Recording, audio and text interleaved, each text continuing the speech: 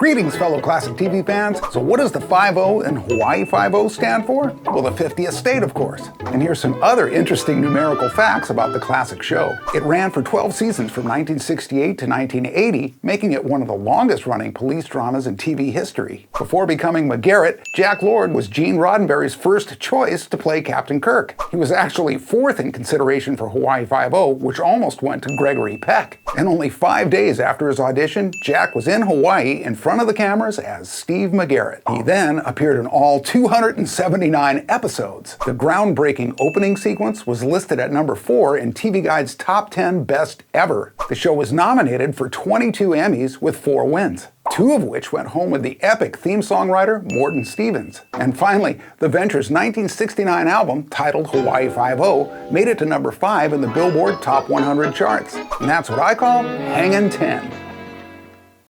Greetings, fellow classic TV fans. In 1968, at the height of the Flower Power era, the Mod Squad hit the television airwaves. It was created by a former LAPD narcotics officer named Buddy Ruskin and produced by Danny Thomas and Aaron Spelling. That show hosted a truly diverse and hip main cast, with the lead roles going to Michael Cole, Peggy Lipton, and Clarence Williams III. Solid. And they also had a groovy group of guest stars. For example, a pre-Star Wars Harrison Ford had an uncredited role on the very first episode, and classic television was well represented. They had on the likes of David Cassidy, Milton Berle, Tony Dow, Clint Howard, and Carolyn Jones. A single episode called The Connection had Ed Asner, Stephanie Powers, Cesar Romero, and Robert Reed, who we all know as Mike Brady. And speaking of Brady, a young Barry Williams, who we know as Greg Brady, also had a small role on the show. Now that's just far out, man. Greetings, fellow classic TV fans. From 1968 to 75, the 7-season run of Adam 12 aired on NBC with 175 episodes. Created and produced by Robert Senator for Jack Webb's Mark 7 Limited, the police procedural drama helped pave the way for shows like Emergency and Starsky and Hutch. The unit was 1 Adam 12. Reportedly, the 1 stood for the LAPD division. The Adam signified 2 officers, and the 12 was the car ID. Martin Milner and Kent McCord played officers Malloy and Reed, and the ever-familiar radio voice was an actual LAPD dispatcher named Sharon Claridge. Each Adam 12 episode had its stories based on actual police calls. Of course, the names were changed to protect the innocent. And speaking of names, just a few of the classic TV icons who appeared on the show included the likes of Barry Williams, Dick Sargent, and David Cassidy. Tony Dow, Mark Goddard, and Lindsay Wagner also showed up. Family Affair's Johnny Whitaker appeared on the show, and speaking of Family Affair, the lovely Kathy Garver and Perry Mason's Barbara Hale both starred in the 91st episode. Jack Webb was known for emphasizing total authenticity, and in turn the show inspired many young people to become police officers. And as a matter of fact, episodes of the show were actually used as real police training videos. Greetings, fellow classic TV fans. The British import The Avengers ran from 1961 to 69 for a total of 161 episodes. Patrick Macnee played the gentlemanly yet lethal John Steed for its entire run, during which he had 3 lovely crime-fighting co-stars. First, she was Kathy Gale, played by Honor Blackman. Some of her memorable film roles included Jason and the Argonauts as the goddess Hera, and as a Bond girl, I'll skip her name, in Goldfinger. Blackman and Macnee actually scored a top 10 hit song in 1964 titled Kinky Boots, based on a popular piece of her character's apparel. Reportedly, the directors were looking to incorporate even more man appeal into the show. For the 1965 season, they worked to that concept directly into the name of Steed's new partner. Initially, it was to be Samantha Peel. They also considered Mantha Peel, then M. Peel, finally agreeing on Emma Peel. The fan favorite Diana Rigg also played a Bond girl in the film On Her Majesty's Secret Service. She was the only ever on-screen wife of James Bond. As a member of the most excellent order of the British Empire, the Tony Award-winning Dame Diana has worked steadily on stage and screen, most recently on the HBO mega hit Game of Thrones.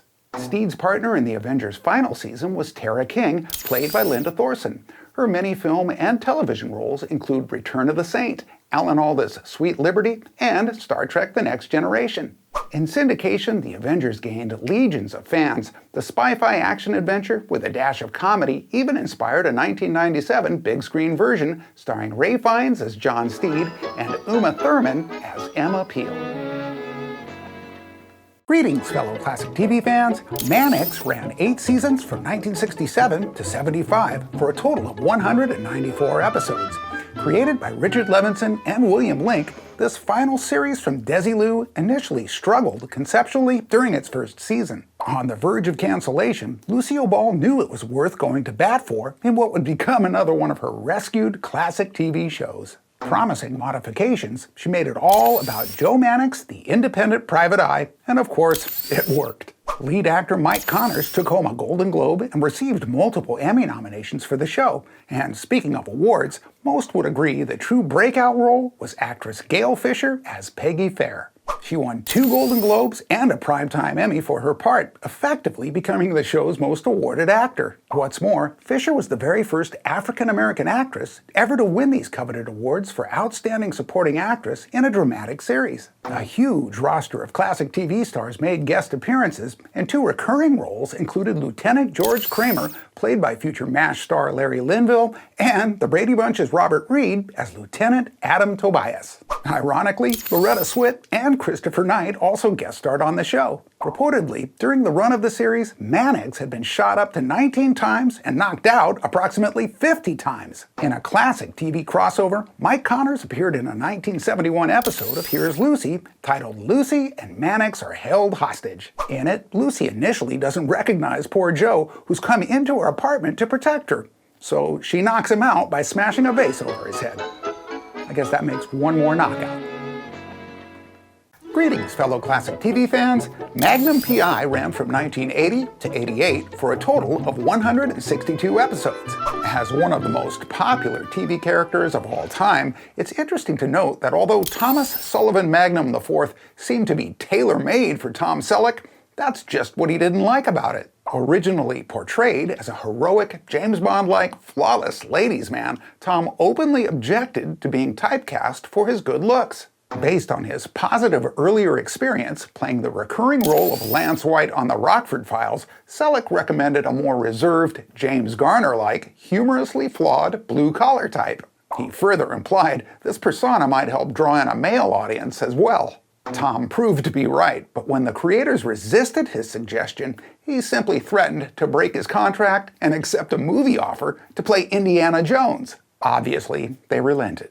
It's said James Garner, too, stood his ground for keeping the element of humor in the Rockford scripts, something clearly adopted by the Magnum PI writers. Just one example of this was the constant tug-of-war between Magnum and Higgins. Another example would be how every now and then, when Thomas would break the fourth wall by looking straight into the camera, this would occur whenever he faced ridiculous situations, among other things.